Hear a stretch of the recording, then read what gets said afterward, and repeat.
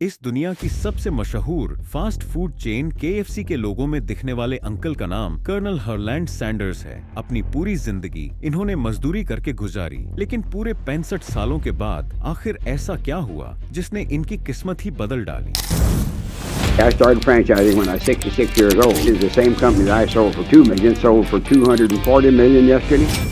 कामयाबी के इस सफर में उन्होंने किन किन मुश्किलात का सामना किया और आखिर में इनकी अपनी ही कंपनी KFC कॉरपोरेशन ने इन पर कोर्ट केस क्यों किया था।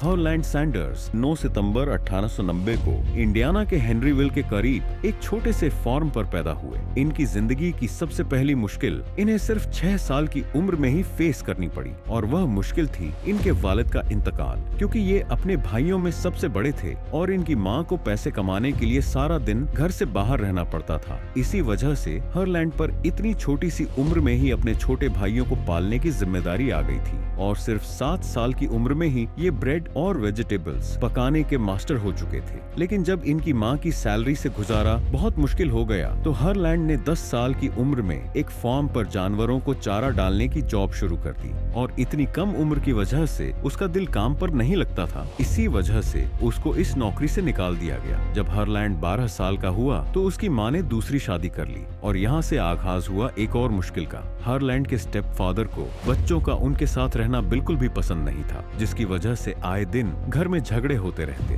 आखिर वो दिन आ ही गया जब हरलैंड को अपनी मां से दूर कर दिया गया। वह अपने छोटे भाइयों के साथ एक रिश्तेदार के पास रहने लगा। वहीं हरलैंड ने अपने भाइयों को पालने के लिए एक बार फिर से फार्म पर नौकरी शुरू कर दी। सुबह 6 बजे वह जानवरों को चारा डालता, उसके बाद तैयार होकर स्कूल जाता और शाम के वक्त मकई छीलने की जॉब करता था। इस वक्त हरलैंड सिर्फ 13 साल का था जब वह इंतहाई टाइट शेड्यूल में इतने सारे काम अकेला करता था। लेकिन उसी दौरान हरलैंड पर एक और पहाड़ टूट पड़ा। जी हाँ, क्योंकि वह सही से पढ़ाई नहीं कर पा रहा था, इसी वजह से उसको स्कूल से निकाल दिया गया। एक इंटरव्यू में कर्नल हरलैंड ने बताया था कि असल में उनको अलजेब्रा समझ नहीं आती थी।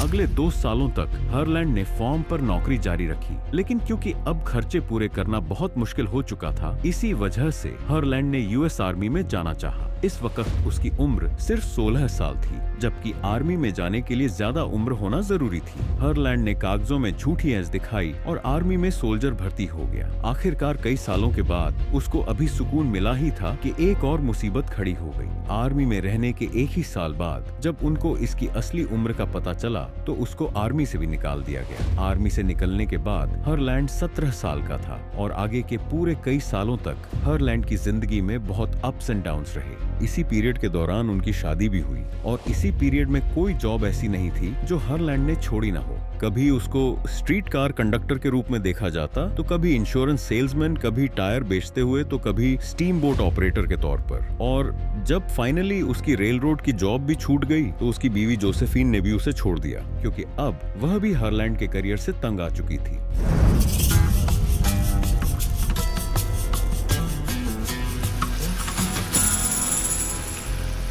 34 साल की उम्र यानी 1924 में हरलैंड की मुलाकात केंटकी ऑयल कंपनी के जनरल मैनेजर से हुई। उसने हरलैंड को एक गैस स्टेशन चलाने की ऑफर दी। अपने हालात की वजह से हरलैंड ने यह ऑफर कबूल कर ली। शुरुआत के दिनों में गैस स्टेशन की सेल बहुत डाउन हुआ करती थी, लेकिन फिर हरलैंड ने वहां आने वाले कस्टमर्स की खूब आवभगत शुरू की। कस्टमर्स से इस एक्स्ट्रा केयर की वजह से देखते ही देखते गैस स्टेशन की सेल 3 गुना बढ़ गई। खुशियों के दिन अभी शुरू ही हुए थे कि अमेरिका समेत पूरी दुनिया को इकोनॉमिक डिप्रेशन ने घेर लिया, जिसकी वजह से हरलैंड के गैस स्टेशन की सेल इतनी ज्यादा कम हो गई कि उसको गुजारा करना मुश्किल हो गया। केंटकी ऑयल कंपनी ने हालैंड से गैस स्टेशन वापस ले लिया। अब हारलैंड 40 साल के हो चुके थे जब एक बार फिर से उनको जॉबलेस कर दिया गया था। 1930 में शेल ऑयल कंपनी ने हालैंड का एक्सपीरियंस देखा तो उसको एक बार फिर से गैस स्टेशन चलाने की ऑफर दी। उन्होंने फौरन यह ऑफर कबूल कर ली। गैस स्टेशन का चार्ज संभालते ही हालैंड ने सेल्स बढ़ाने के लिए दोबारा कस्टमर केयर शुरू शुरू कर दी क्योंकि यह स्टेशन एक हाईवे पर मौजूद था। इसी वजह से वहाँ आने वाले मुसाफिरों को हालैंड प्राइवेट तौर पर अलग अलग चीजें पकाकर खिलाया करता था। इस वक्त इसने अपने रूम में सिर्फ एक डाइनिंग टेबल रखी थी जिस पर 6 लोग बैठकर खा सकते थे। पहले तो कस्टमर्स उसकी बनी हुई हॉट कुकीज और स्ट्रिंग बीन्स बहुत पसंद करते थे, लेकिन बाद में उसके मेनू में फ्राइड चिकन भी ऐड हो गए। देखते ही देखते फ्राइड चिकन इतनी फेमस हो गई कि अब उसने गैस स्टेशन के साथ ही एक पूरा रेस्टोरेंट खोल लिया और इस रेस्टोरेंट को Harland Sanders court and cafe का नाम दिया गया। लेकिन अचानक एक और मसले ने जन्म लिया। 1939 में वर्ल्ड वॉर 2 शुरू हो गया और एक बार फिर से अमेरिका इकोनॉमिक क्राइसिस में लिप्त हो गया। इसकी वजह से हालैंड के रेस्टोरेंट पर कस्टमर सर्विस बहुत कम हो गई थी और देखते ही देखते लोग घरों से बाहर निकलना ही छोड़ने लगे। इसी वजह से 1942 में जब हारलैंड 52 साल के थे तब उन्होंने हारलैंड सैंडर्स कोर्ट को ताला लगा दिया। 1945 में जब वर्ल्ड वॉर 2 खत्म हुई तो हालैंड ने अपने दोस्त के साथ मिलकर केंटकी के शहर जॉर्ज टाउन के हाईवे पर एक बार फिर से रेस्टोरेंट खोला। जिस दोस्त के साथ मिलकर उन्होंने यह रेस्टोरेंट खोला था उसके साथ बात नहीं बनी तो कर्नल ने उसको पैसे देकर पूरा रेस्टोरेंट अपने नाम कर लिया। दिन गुजरते गए और कर्नल हालैंड की फ्राइड चिकन फेमस होती चली गई। एक दिन कर्नल हालैंड को एक रियल एस्टेट एजेंट की कॉल आई जिसने उनको रेस्टोरेंट खरीदने की बहुत अच्छी ऑफर दी, लेकिन कर्नल हालैंड किसी भी सूरत मानने को तैयार नहीं थे। 6 महीनों के बाद सरकार ने एक न्यू हाईवे प्रोजेक्ट लॉन्च किया जिसकी वजह से सारी ट्रैफिक यहाँ से बाईपास हो गई। अब कर्नल हालैंड के रेस्टोरेंट के सामने से 90% ट्रैफिक खत्म हो गई और ऐसे ही उनकी सेल्स भी 90% गिर गई। अब कर्नल हालैंड के पास और कोई ऑप्शन नहीं बचा था। जो एजेंट $1,64,000 में रेस्टोरेंट खरीदना चाहता था वह अब 80,000 में भी खरीदने को राजी नहीं था। आखिरकार जैसे तैसे करके $75,000 में कर्नल हालैंड ने ये रेस्टोरेंट भी सेल कर दिया। इस वक्त कर्नल हालैंड की उम्र 65 थी।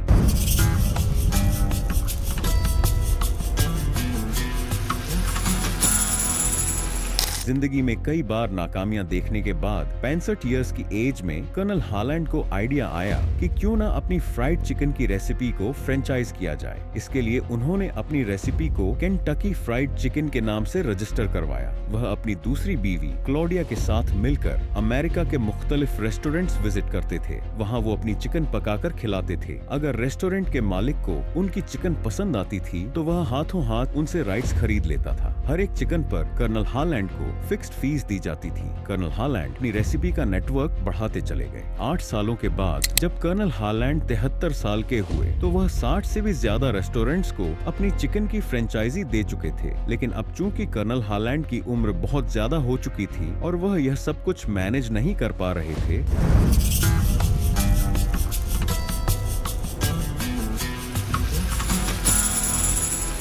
1964 में कर्नल हालैंड ने KFC कॉरपोरेशन को केंटकी के एक बिजनेसमैन को $16 करोड़ 50 लाख में सेल कर दिया। लेकिन उस डील में यह तय पाया गया कि KFC के लोगों में हमेशा कर्नल हालैंड सैंडर्स की तस्वीर ही रहेगी और कर्नल हालैंड ही KFC की तरफ से टीवी इंटरव्यू पर जाएंगे।